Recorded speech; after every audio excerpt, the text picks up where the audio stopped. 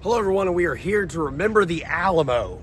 We're in San Antonio. This is the symbol of the Texas Revolution. We're going to be learning all about it today, talking about why it's significant to history and why it's a famous site, because a lot of people don't really know what the Alamo is, although everybody knows it's famous. A lot of people think it's part of the Mexican-American War. That is not true. It was actually part of Texas's fight for independence in the 1830s. It's independence from Mexico. So we're going to learn all about that today, kind of explore the surrounding area. It's actually Christmas Day while I'm here right now, so I got the Christmas tree up. Christmas at the Alamo. So I got my shirt right here to remember the Alamo. Actually, I'm kind of a nerd. You guys might think this, but every day on my phone at 9 a.m., an alarm goes off to remember the Alamo. For the last 3 years, I have thought of the Alamo every single day. This is my first time visiting. So this area of San Antonio had been occupied by New Spain going all the way back to the 16th century. And around the year 1718, some Spanish missionaries were coming through this area and established a campaign called San Antonio de Valero, which was a mission to spread Christianity to the nearby native tribes. To spread Christianity to the nearby native tribes of the Coahuila and the Payaya, among others. And this fort here was constructed around the early 1720s, known as the Alamo. And the fort was originally bigger. It expanded all the way around the town. It was really one of the first things here. And then the commercial area, the later part of the city, was built in 1731. This mission lasted all the way until 1793. It lasted almost 80 years. The mission did here. And in 1810, Mexico declared independence from Spain. However, it took them about another decade to actually achieve that. And so subsequently, Texas became part of Mexico. So this is bronze 4-pounder cannon. Is a replica of the Alamo battle cannon. Original cannon was likely cast in Mexico City in the mid to late 1700s. It was transported to Spanish Texas, which was at that point the pre-1810 Texas. And the cannon was brought to San Antonio in 1773 by the Spanish Army after the Presidio at Los Aedas was closed. My voice is really bad. Go grab my water real quick.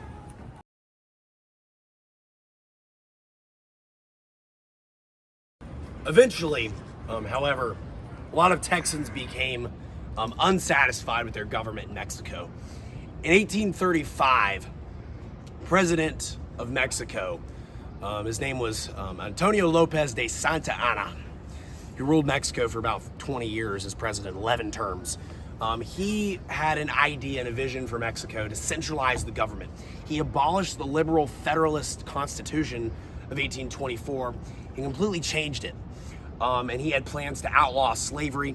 He had plans to centralize the authority and lower the autonomy, the individual autonomy of Texas at the time, which a lot of Texans were not fond of, and many of the different Mexican provinces were not fond of that at all. Texas's economy thrived on slavery at the time. I'm not going to argue in today's video if slavery was a good or bad thing, because I do not agree with slavery. I think it was a horrible thing that happened and should not be taken as a good thing. But the economy of Texas thrived on their cotton plantations, and they needed it. A lot of people viewed that as they needed it. So that was part of the big reasons for revolution. So the Texas province rebelled against the Mexicans. This became known as the Texas Revolution in their fight to declare independence. That happened about October of 1835, and during the war, the Mexican government was speculating that the United States had been involved in this rebellion. And they passed the Tornel Decree in Mexico, stating that if any American was caught helping the Texans in this rebellion, that they would be put to death with no mercy and executed.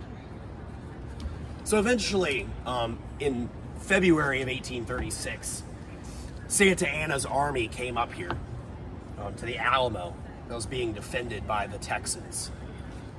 And by the end of the battle on March 6th, every single defender of the Texan army was killed or captured. And that became a huge stain on the Texans. This is the turning point of the war. After that battle, the Texans, for the rest of the war, used the term "Remember the Alamo" to show their resilience and their fight for independence, that they would fight to the death for their independence. And eventually, a month later, on April 21st, the Battle of Jacinto, General Sam Houston led the Texans to victory and declared independence against Mexico, forming the Republic of Texas, which is why today it's known as the Lone Star State. But eventually in 1845, the United States annexed Texas, and then a few years later went on to annex most of northern Mexico, pushing them south of the Rio Grande into their current border that we know today. So, the Texas Revolution only lasted about 6 months, but this is the symbol of it and shows the resilience of the Texans and their unique history as part of the United States. So, we're here to remember the Alamo, and the Alamo will always be remembered in my heart. Let's get a closer look at some more stuff. Another notable thing that happened here, Davy Crockett, famous frontiersman and former congressman from Tennessee, was fighting alongside the Texans. The Alamo was actually executed and killed on March 6th. So was Thomas Bowie, and some famous frontiersmen were killed here at the Alamo. We're inside the Alamo. This was filmed the day before when they were open, by the way.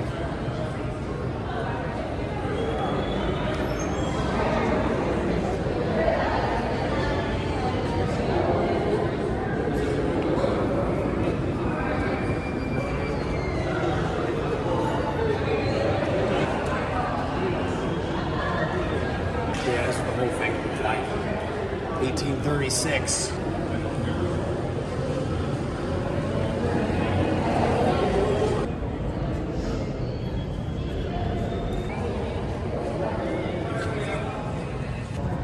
Commemorative of the native Mississippians. Many others who gave their lives in the Alamo, 1836. The Mississippians were a Native American culture that lived around the Mississippi region. So I guess they fought the Alamo as well. Here's the flag of the Texas Revolution. Battle of Gonzales, New Orleans Graves, and the Constitution of 1824 in Mexico. Pre-independence flag.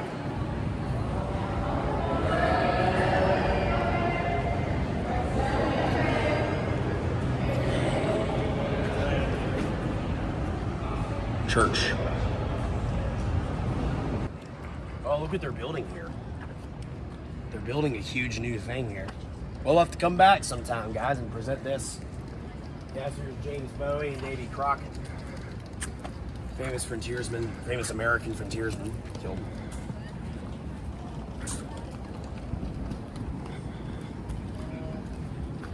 Obviously, as I previously mentioned, Sam Houston was eventually elected as Texas's first president, and later on became governor of Texas.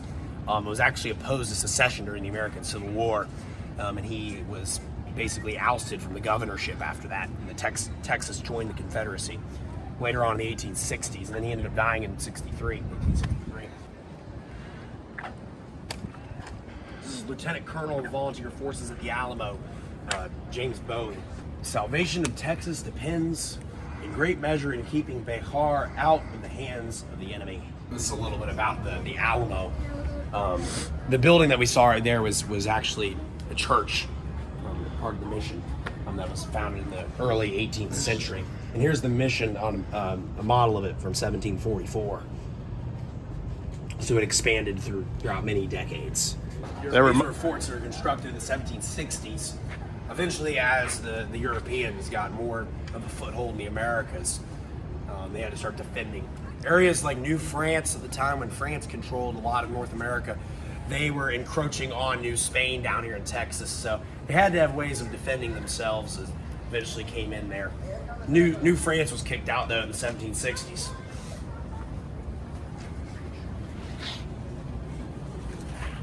There's the whole fort right here. I was mentioned earlier, it was much bigger at one time. Now, really, all that's left is the church.